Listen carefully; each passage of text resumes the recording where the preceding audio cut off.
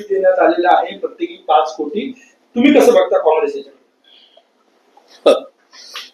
एकीकडे आदिवासी समाज कल्याणचा, शोषित पीडितांचा निधी वळवला जात आहे, दुसऱ्या योजनांना दिला जात आहे, लाडकी बहीणमध्ये टाकले जात आहेत. म्हणजे तो मागासवर्गीय उद्ध्वस्त झाला पाहिजे, आदिवासी उद्ध्वस्त झाला पाहिजे, त्याची चिंता या सरकारला अजिबात नाही. म्हणून त्यांचा मागासवर्गीयांचा निधी वळवून आपले सत्तेची पोळी मजबूत करायची, सत्तेची खुर्ची मजबूत करायची आणि सत्तेची पोळी शेकायची. आणि दुसरीकडे मात्र सत्तेमध्ये असलेल्या 50 पहिल्यांदा निवडलेल्या आमदारांना 5-5 कोटी रुपयाचा निधी द्यायचा आणि इतर पक्षातील आमदारांना 1 रुपयाही द्यायचा नाही. अजूनही आमदार निधी हा वितरित झाला नाही, डीपीटीसीचा निधी आलेला नाही. ही परिस्थिती आज राज्यात आहे. आणि कर्ज तर खूप मोठा झाला आहे. 9.5 लाख कोटीच्या जवळपास कर्ज आता राज्यावर आलेला आहे. अशा स्थितीमध्ये पैसे नाही म्हणून सांगायचा आणि नवीन आलेल्या आमदारांना 5-5 कोटी रुपये द्यायचे आणि इतरांना वाऱ्यावर सोडायचं, तर हीच तर भारतीय जनता पक्षाची किंवा महायुती सरकारची जी काही ही चाल आहे, हा अन्याय आहे. हे काही म्हणजे जी भावना आहे, भूमिका आहे, ही विरोधकांना, विरोधी आमदारांना पुढच्या दृष्टीनं की तुमको कुछ नहीं मिलेगा फिर विचार करो, त्याचं एक प्रलोभन आहे. आणि त्याच्याही पलीकडे जाऊन सांगतो ही खैरात जी वाटली जात आहे त्यातून नवीन आमदार जे निवडून आले त्यांना माझं तरी असं स्पष्ट मत आहे या संदर्भात की एक महागाईत काय म्हणतात तर दुष्काळात 13वा महिना आहे ना, तर असं त्या पद्धतीने ते अश्रू पुसण्याचं काम त्यांचं करण्याचं प्रयत्न कदाचित हा असावा. पण सगळ्यांना समान वागणूक दिली पाहिजे, तरच राज्याचा सर्वांगीण विकास होईल. सर्व आमदारांना जर निधी दिला तर सर्वांगीण विकास होईल, ही कल्पनाच मुळात यांच्या डोक्यात नाही. म्हणून अशा प्रकारचे निर्णय हे सरकार घेत आहे. मुंबईमध्ये भाई जगताप यांनी म्हटलेलं आहे की राज ठाकरेंनी उद्धव ठाकरेंसोबत लढायचा नाही, स्वबळाचा नारा मुंबई काँग्रेसमध्ये दिला. असं हे भाई जगतापांचा निर्णय काय आहे किंवा काय बोलले झाले. आमच्या तेथील अध्यक्षा वर्षाताई गायकवाड आहे आणि त्यांचा अजून काही त्या संदर्भातली भूमिका कदाचित आली नाही. पण मला वाटतं की कदाचित ही भूमिका सर्वसमावेशक असावी. आम्ही सुरुवातीलाच आमचा निर्णय झाला की राज्य पातळीवर या निवडणुका, स्थानिक स्वराज्य संस्थांच्या निवडणुका होत असताना आमचे जे स्थानिक युनिट आहे, स्थानिक पदाधिकारी आहे, स्थानिक नेते आहेत जिल्हा पातळीवरचे, त्यांनी तो निर्णय घ्यायचा आहे. इंडिया आघाडी ही लोकसभेसाठी आणि महाविकास आघाडी आपल्या विधानसभेसाठी होती. आता लोकल बॉडीच्या निवडणुकीसाठी अशी कुठलीही आघाडीची घोषणा अधिकृत तीनही पक्षांनी केलेली नाही. तो निर्णय राज्य पातळीवरचा होता. आम्ही अनेक स्थानिक नेत्यांशी बोलल्यानंतर आम्ही या निष्कर्षापर्यंत आलो आहोत की आपण जिल्हा स्तरावर सोडायचा. जिल्हा स्तरावर त्यांनी आघाडीची चर्चा करायची, पण ती चर्चा आघाडीची करत असताना आघाडीतील घटक पक्षांच्या बरोबरच असावी, कारण ही आमची भूमिका होती. आता त्या पलीकडे जाऊन राज ठाकरे आणि उद्धवजी हे एकत्र येत असतील तर मला वाटतं की यांची भीती आम्हाला नाही. आम्ही स्वागत करतो त्या दोघांच्या, कारण राज ठाकरेकडे 5-7% मतदान जे नेहमी त्याला मिळतात, त्यांच्या पक्षाला मिळतात राजजींच्या, त्यामुळे त्याचा फायदा होऊन जर मराठी बांधव एकवट असेल, कारण मुंबईमध्ये जे आता जो काही भाजपचा चेहरा उघडकीस आलेला आहे, तो चेहरा एक गुजराती चेहरा म्हणून उघडकीस आलेला आहे, तो फेस केलेला आहे. त्यामुळे त्या महाराष्ट्राच्या अस्मितेला पूरक असं ते दोन भाऊ करत असतील तर कुणाला वाईट वाटण्याचं कारण नाही. राहिला आमचा प्रश्न काँग्रेसने तिथे जावं की नाही जावं, हे काँग्रेसच्या स्थानिक युनिटवर आम्ही सोडलेलं आहे. कारण या स्थानिक निवडणुका आहे, त्याचा अर्थ दुसरा कोणी काही काढायची गरज नाही. आणि या दोघांचा युतीचा प्रभाव जो राहील तो MMR रिजन पर्यंत राहील, पुण्यापर्यंत किंवा फार तर ठाणे नाशिक पर्यंत काही भागामध्ये. पण तो मुंबईमध्ये त्याच्या युतीचा अधिकाधिक फायदा त्या दोघांना होईल. जर त्यांना फायदा होत असेल तर आम्ही त्याच्यामध्ये बोट दाखवायची गरज नाही. भाजपाला भीती वाटत असेल तर भाजपाने त्याची धास्ती घेऊन अशा प्रकारचं स्टेटमेंट करत असावे असं मला वाटतं. सर्वांना द्यायचं निवडणुकीचे फायदे मिळवण्यासाठी, तेव्हा ती सरकारची तेव्हाची भूमिका होती असं वाटतं.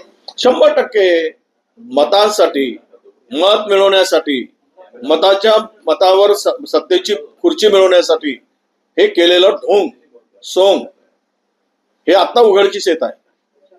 जनतेच्या मेहनतीचा, जनतेच्या परिश्रमाचा पैसा हा योग्य रीतीनं वापरला गेला पाहिजे. त्यावेळेस यांना अक्कल नव्हती काय, की यांच्या अकलेची दिवाळखोरी निघाली होती सत्तेमध्ये बसून. त्यावेळेस ही अक्कल का वापरली नाही, त्यावेळेस हे डोकं का चालवलं नाही, हे कोण लाभार्थी आहेत, कोण चुकीचा माणूस लाभ घेतोय. पण त्यावेळेस मात्र नाही, सत्ता मिळवायची, लाडक्या बहिणीला बनवून त्यांची बनवाबनवी करायची, फसवणूक करायची म्हणून पैसे दिले ना. मग दिले तर आता कशाला अटी शर्ती हे ते KYC फवायची सगळं काय चांगलं आहे. हे योजना गुंडाळायची आहे, हे त्यामागचा उद्देश आहे. जिल्हा परिषदेनंतर आणि महानगरपालिकेच्या निवडणुकीनंतर ही योजना बंद झालेली दिसेल. दिवाळी उठून गेलेली आहे. हे छाती ठोकून कितीही सांगू दे सरकार, आम्ही बंद करणार नाही, आम्ही बंद करणार नाही, हे छाती फाडून घेतील तरी ही योजना बंद होणार आहे.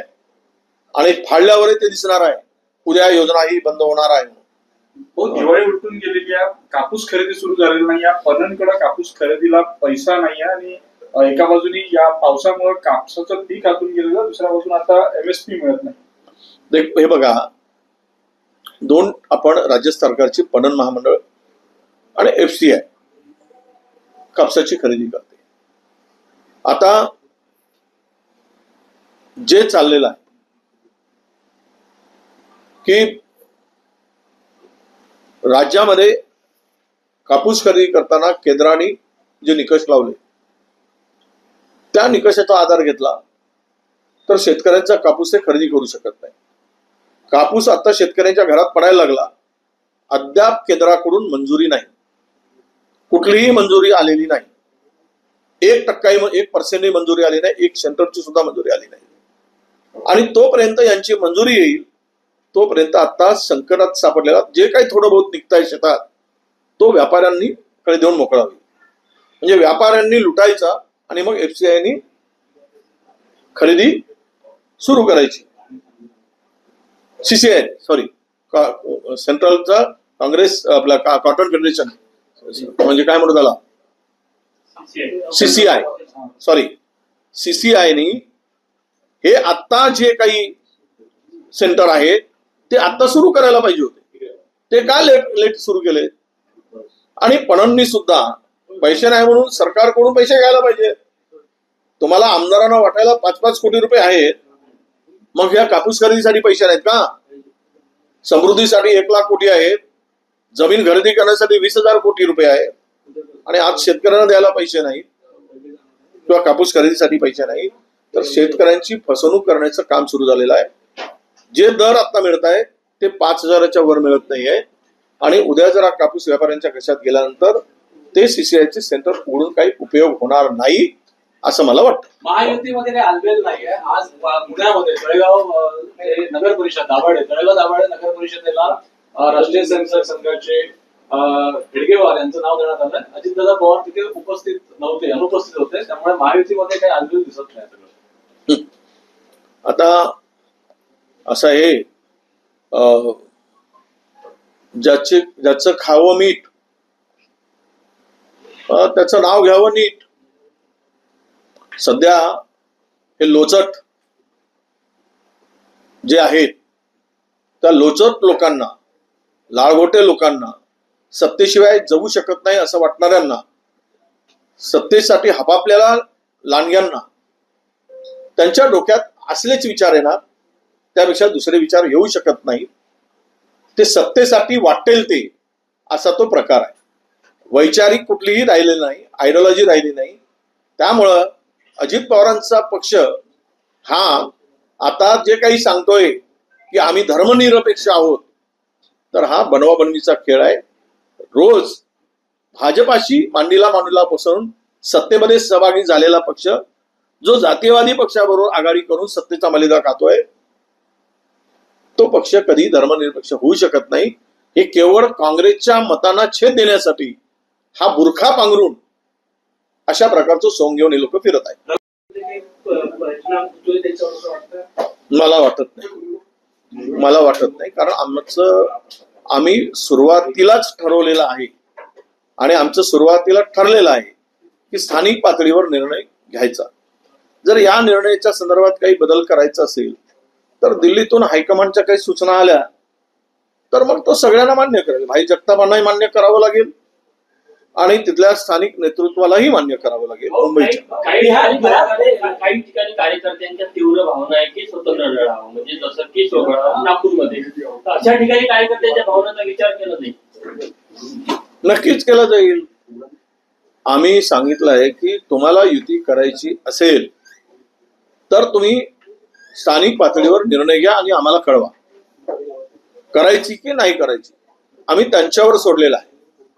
आता तुम्ही आम्हाला विचारताय ते दोन भाऊ आले तर तुमचं काय, हे तीन तिघाडा काम बिघाडा हे तीन दिशेला चालले. हे तर यांच्यामध्ये कुठेच नाही. सत्तेची खुर्ची बाजूला बसून एकमेकाचे रोज तोंड बघणारी, सत्तेचा मलिदा खाणारी, एकत्र बसून महाराष्ट्र लुटणारी टोळी हे कुठे आघाडी करतायत. हे तिघांच्या संदर्भात कुठे आघाडी झाली आहे.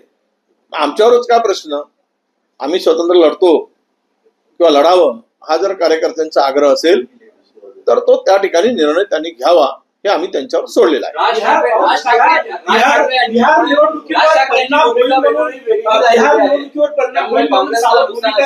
घेतली जाते असं वाटतं. मी दोघांचं ऐकलं. बिहार निवडणुकीवर परिणाम होईल म्हणून सावध भूमिका काँग्रेसकडनं घेतली जाते. सोबळाची मुंबई नाही, अशा ह्या निवडणुका स्थानिक आहेत. या काही विधानसभेच्या निवडणुका नाही. महाराष्ट्रामध्ये महानगरपालिकेच्या निवडणुका आहेत. महानगरपालिकेच्या निवडणुकामध्ये स्थानिक विषय असतात आणि स्थानिक विषयावर त्या निवडणुका लढल्या जातात. स्थानिक प्रश्न आहेत त्याच्यात त्यांना घेऊन लढले जातात. त्यामुळे त्याचा परिणामाचे वगैरे विषय येत नाही. विषय आहे की एखाद्या नवीन पार्टनरला पक्षात किंवा आघाडीत घेत असताना त्याचा निर्णय तो वरिष्ठ पातळीवर होत असतो आणि वरिष्ठ निर्णय त्या संदर्भात घेतील. त्यामध्ये आम्हाला पडायची गरज नाही. त्यांचा जर सिग्नल आला उद्या घ्या, इथे आम्ही तो निर्णय घेऊ. उद्या घेऊ नका तर तो निर्णय होईल. आता ही केवळ चर्चा आहे. ते काय म्हणतात, हे काय म्हणतात, भाई काय म्हणतायत, वर्षाताई काय म्हणतायत, आमचे हर्षवर्धनजी प्रदेशाध्यक्ष काय म्हणतायत, ही चर्चा आहे. हा अंतिम नाही. अजून निवडणुकीला वेळ आहे. जरा आचारसंहिता वगैरे घोषित होऊ द्या, मग तुम्हाला काय होत आहे ते दिसेल. आमची तर बाकीच्या पक्षाशी ग्रामीण पातळीवर युती अनेक ठिकाणी होताना पण दिसत आहे, काही ठिकाणी होताना दिसत नाही. मग ते आमचे उद्धव ठाकरे साहेबांचा पक्ष असेल किंवा शरद पवार साहेबांचा पक्ष असेल, यांची युती काही जिल्ह्यामध्ये होते. आमची प्रत्येक ठिकाणी होत नाहीये. काल आम्ही अकोल्यातून आढावा घेतला, त्या ठिकाणी आमची आघाडी होते शरद पवार साहेबांच्या बरोबर.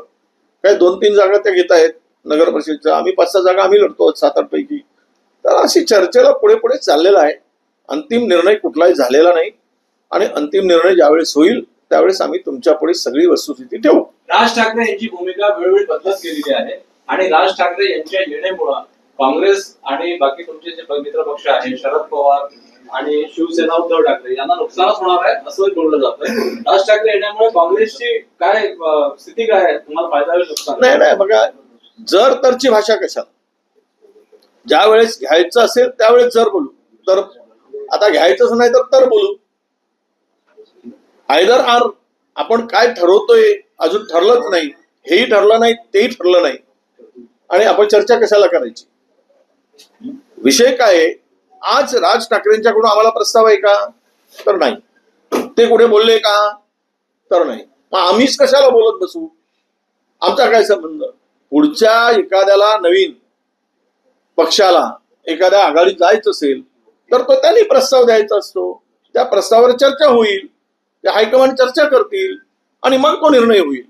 पण आम्ही जे काही आपसात वेळ काढतो आहोत, आपण आपले टाइमपास करतो आहोत किंवा आम्ही एकमेकांचं मनोरंजन करून घेत आहोत, असं हा सगळा मनोरंजनाचाच भाग झाला. याच्यात ठोस काही नाही, कारण ठोस कुठेतरी त्याला सुरुवातच झाली नाही.